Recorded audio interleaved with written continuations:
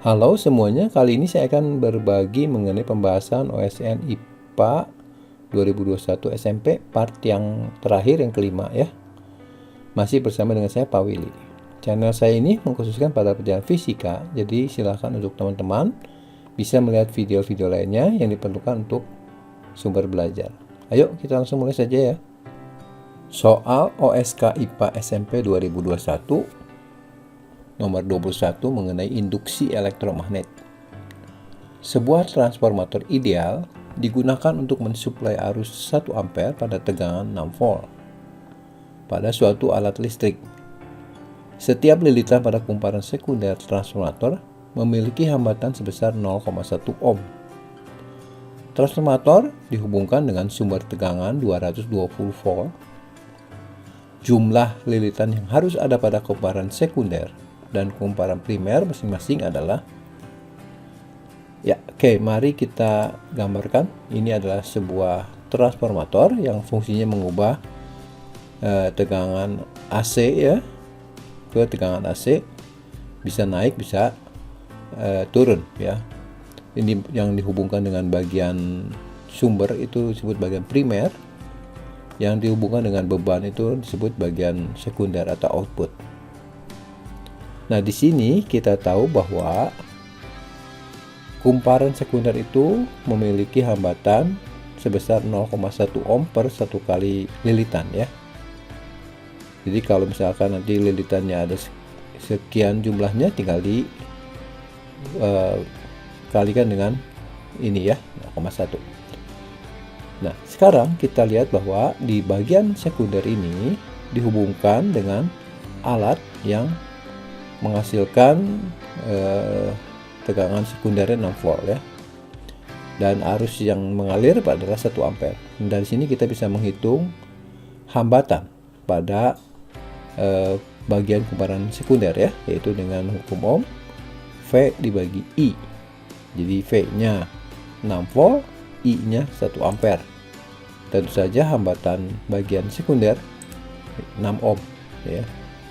Nah, di sini kita bisa melihat jumlah lilitannya berapa untuk hambatan 6 ohm.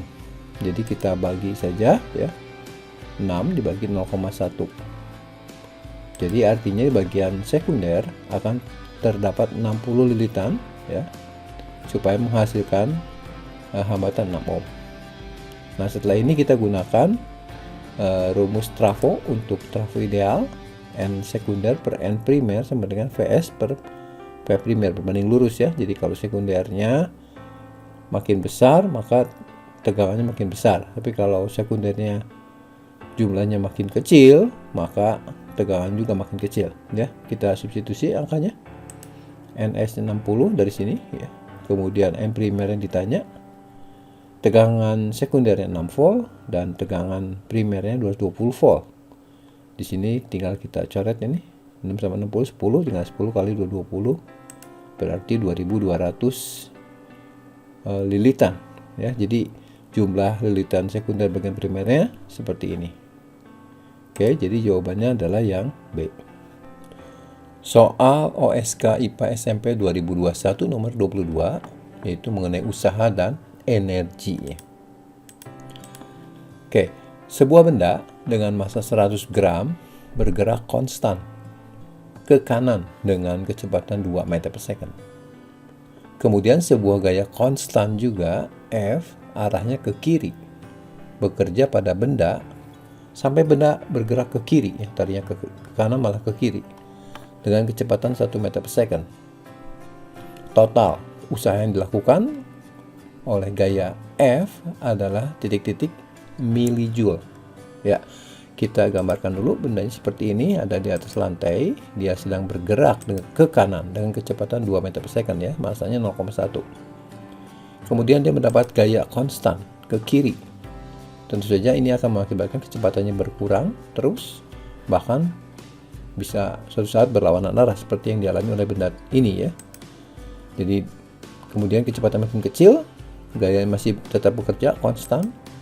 Kemudian pada keadaan akhir ya, yaitu kecepatannya 1 meter per second tapi ke kiri, dan gaya ini masih bekerja ya. Oke, jadi dia ini ditanyanya adalah usaha yang dilakukan oleh gaya F ini. Karena gayanya konstan, bisa kita hitung dari F kali S ya, usahanya. Tentu saja berarti kita harus hitung dulu S-nya.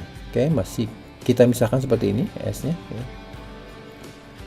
Nah, untuk itu usaha kita cari dengan rumus gaya kali perpindahan ya, karena gayanya konstan di sini. Jadi kita harus cari F. F kita tahu bahwa massa kali percepatan ya, itu adalah F. Jadi kita tinggal masukkan AM-nya 100 gram dalam kilo nanti ya. Kemudian kita harus cari A dan S, di sini belum ada ya. Nah, sekarang kita akan cari percepatan dan perpindahannya ya. Oke, sebelumnya kita perjanjian tandanya positif ke kanan ya. Jadi untuk A itu kan delta V bagi T. Delta V itu adalah perubahan kecepatan ya, kecepatan akhir dikurangi kecepatan awal. Nah, sekarang kita substitusikan kecepatan akhirnya adalah ini, min ya, karena ke kiri. Dikurangi kecepatan awalnya positif ya, ini 2. T-nya belum tahu ya, dalam T aja. Sehingga kita bisa mendapatkan A-nya adalah minus 3 per T. Oke, sekarang kita akan hitung S pakai rumus GLBB lagi karena gayanya konstan ya. Oke, jadi S itu adalah kecepatan awal tambah kecepatan akhir dibagi 2 kali T ya. Kita substitusikan kecepatan awalnya 2, kecepatan akhirnya adalah min 1 karena ke kiri ya, dibagi 2 kali T. Kita sederhanakan jadi S-nya adalah setengah T. Nah, di sini nanti kita masukkan ke sini bisa saling menghilangkan T-nya ya, jadi M-nya 1/10 dari 100 gram jadi kilo. A-nya min 3 per T dan S-nya adalah setengah T. Kita coret T-nya sehingga kita mendapatkan usahanya minus ya, 3/2 itu 1/2 dibagi 10 0,15 ya, minus. Kalau kita jadikan joule berarti dikali 1000, jadi minus 150 joule. Jadi jawabannya yang benar adalah yang C. Soal OSK IPA SMP 2021 nomor 23 mengenai usaha dan energi. Sebuah beban berada di lantai kasar dan diikatkan pada ujung pegas mendatar yang konstanta pegasnya K. Ujung lain pegas diikatkan pada dinding. Beban ditarik ke kanan sejauh A, kemudian dilepas. Gaya gesek antara beban dan lantai dianggap tetap, yaitu F. Supaya beban berhenti tepat di titik setimbang tanpa sempat berosilasi, nilai A harus sama dengan. Ya, kita gambarkan dulu, ini ada sebuah sistem pegas ya, yang terdiri dari pegas dan benda ya. Ini berada pada posisi setimbang di mana pegasnya tidak tertekan atau tidak tertarik. Nah, setelah ditarik ke posisi yang baru ya, dia ditarik sejauh A seperti ini, kemudian dilepaskan. Nah, apa yang terjadi dengan pegas ya? Mari kita lihat dulu free body-nya ya. Jadi saya akan lihat free body benda ini, posisi di sini. Saya gambar ulang ya. Jadi ada benda di posisi ini, 1 katakanlah. Kemudian dia bergerak ya, karena pengaruh gaya pegas pasti ke kiri ya, ke posisi dan setimbang di sini ya, posisi setimbang ya. Jadi tidak bergerak ke kiri kemudian balik lagi, itu namanya gerak osilasi. Jadi dia tidak sempat berosilasi karena ada pengaruh gaya gesek ketika dia bergerak dari 1 ke 2 ya. Jadi gaya pegasnya ke kiri ya, kemudian ada gaya gesek ya, melawan arah geraknya ke kanan. Nah, di sini gaya geseknya dianggap tetap, sedangkan gaya pegasnya tidak tetap ya, karena gaya pegas itu bergantung pada simpangan. Nah, sekarang kita lengkapi gambar gaya-gayanya. Ada gaya berat tentu saja, kemudian juga ada gaya normal. Jadi dia bergerak dari keadaan diam melewati titik setimbang, berarti ada percepatan ya ke kiri. Nah, sekarang kita akan menghitung nilai A-nya ya. menggunakan konsep energi usaha ya. Jadi usaha dari posisi 1 ke 2 itu sama dengan delta EK atau EK2 dikurangi EK1. Nah, sekarang kita lihat usahanya dilakukan oleh beberapa gaya. Di sini ada 4 gaya ya. Gaya F, gaya gesek friction, gaya berat, dan gaya normal. Kita hitung satu demi satu ya. Di sini usaha yang dilakukan oleh gaya pegas itu tidak F kali A ya, tapi setengah kali KA kuadrat ya. Jadi diambil rata-ratanya, atau bisa juga kita gunakan prinsip bahwa ketika pegas ditarik ke A, maka kita memberikan energi sebesar energi pegasnya, yaitu setengah KA kuadrat. Jadi energi pegas ini akan menggerakkan benda dari posisi 1 ke 2 lagi ya. Tapi di sini ada gaya gesek ya, gaya gesek ke kanan, perpindahannya ke kiri sejauh A. Jadi minus F kali S, nanti S nya kita isi A juga ya. Oke, mari kita bawa ke kanan ya. Jadi F kali A. Untuk gaya berat dan gaya normal itu tidak ada usaha ya, karena dia tegak lurus dengan perpindahannya W ke bawah, perpindahan A ke horizontal. Demikian juga dengan N ke atas, perpindahannya A ya, horizontal. Jadi saling tegak lurus. Sedangkan di titik 2 dan titik 1 itu bendanya kecepatannya 0 ya. Jadi ini 0 kurang 0. Tadi S nya kita isi dengan A ya. Nah, A nya kita coret, maka kita mendapatkan persamaan A sama dengan 2F dibagi dengan K. Oke. Jadi jawabannya adalah yang B. Soal OSK IPA SMP 2021 nomor 24 mengenai listrik dinamis. Kawat besi dengan panjang LB dan kawat perak dengan panjang LP memiliki luas penampang yang sama. Jadi luasnya sama ya. Masing-masing kawat dihubungkan dengan sumber tegangan 3 volt. Hambatan jenis besi dan perak berturut-turut adalah 1,2 kali 10⁻⁸ ohm kali meter. Untuk perak ini 1,6 kali 10⁻⁸ ohm meter ya. Arus listrik yang mengalir masing-masing adalah IB dan IP. Agar IB lebih besar daripada IP, maka LB banding LP haruslah sama dengan. Oke, sekarang kita lihat dulu. Ini adalah sebuah logam ya. Luas penampangnya A, panjangnya L. Kalau kita hubungkan dengan baterai, di sini baterainya 3 volt, melewati sebuah kawat tak punya hambatan seperti ini, yang positif, yang atas, misalkan yang bawahnya negatif ya. Maka akan mengalir arus seperti ini ya, karena baterai mempunyai gaya gerak listrik dari negatif ke positif di dalam baterainya. Nanti di rangkaian luar ini akan mengalir dari potensial tinggi ke potensial rendah seperti ini. Ini adalah aliran arus listriknya. Dan sebaliknya sebenarnya yang terjadi adalah aliran elektronya dalam arah yang berlawanan ya. Sekarang kita akan lihat arus konvensional seperti ini ya. Kita tahu bahwa dari hukum Ohm ya, hambatan suatu kawat itu bergantung pada hambat jenis, panjang, dan luasnya ya.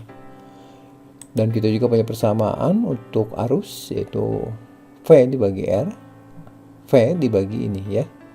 Nanti rho L, A nya pindah ke atas. Jadi I sama dengan VA dibagi rho L. Di sini kita akan bandingkan antara arus B dan P ya. Tapi di sini ada besaran yang sama, yaitu V di sini adalah beda potensial baterai, A-nya luas. Jadi yang berbeda hanya rho dan L. Oke, jadi kalau kita menginginkan IB lebih besar pada IP, maka kita bisa gantikan nilai ininya ya, yaitu rho L-nya untuk B pasti lebih besar dibanding yang P, karena nilai V dan A-nya sama ya. Oke, saya rubah dengan cara mengalihkan pertidaksamaan ini dengan rho P dan LB ya, rho P LB, sehingga yang ruas kiri kalau dikali rho P, di rho P di atas, LB nya dicoret. Kemudian yang kanan dikali rho P, jadi dikali rope-ropenya hilang ya. Dikali LB berarti LB-nya muncul di bagian pembilang. Jadi ini. Oke, karena yang L ditanya, saya pindahin ke ruas kiri, dibalik saja. Jadi LB per LB lebih kecil dari rope dibagi row B. Nah, setelah itu kita substitusikan rope-nya di sini ya 1,6 kali 10⁻8 karena ini pangkat pengalinya sama ya. Jadi tinggal 1,6 per 1,2 aja ya. Jadi artinya LB banding LP-nya harus kurang dari 4/3 atau sekitar 1,33. Jadi kita cari jawaban yang LB per LP-nya kurang dari 1,33. Untuk yang D itu kan 2 ya, yang C 1,5, kalau yang B itu 1,33 persis, tapi ini harus lebih kecil. Jadi jawaban yang tepatnya adalah 5/4 atau 1,25 ini. Dan jawaban yang paling benar adalah yang A. Soal OSK IPA SMP 2021 nomor 25 mengenai fluida statis. Permukaan raksa atau Hg di dalam pipa kapiler berbentuk pilihan seperti ini. Untuk mengerti permasalahan ini, mari kita lihat dulu ketika air dituangkan atau diletakkan di atas permukaan kaca ya, maka airnya akan melebar seperti ini. Tapi apa yang terjadi ketika raksa dituangkan di permukaan? Ternyata berbentuk gumpalan seperti ini ya. Nah, ini terjadi karena ada perbedaan antara kohesi dan adhesi ya. Jadi kalau pada air ya, itu adhesinya lebih besar, yaitu gaya tarik menarik antara partikel air dengan partikel kaca, sehingga dia ketarik melebar seperti ini dibandingkan gaya tarik menarik antara partikel air sendiri. Nah, sebaliknya dengan raksa, gaya kohesi atau gaya tarik menarik antara partikel yang sejenis antara partikel Hg itu lebih kuat dibandingkan gaya tarik menarik antara partikel Hg dengan kaca, sehingga berbentuk bulatan seperti ini. Nah, sekarang bagaimana ketika pipa kapiler diisi zat cair atau air ya. Pipa kapiler itu adalah pipa yang sangat kecil diameternya ya. Jadi pipanya itu sangat kecil, kira-kira seperti ini, diisi air, maka terjadi juga adhesi dan kohesi.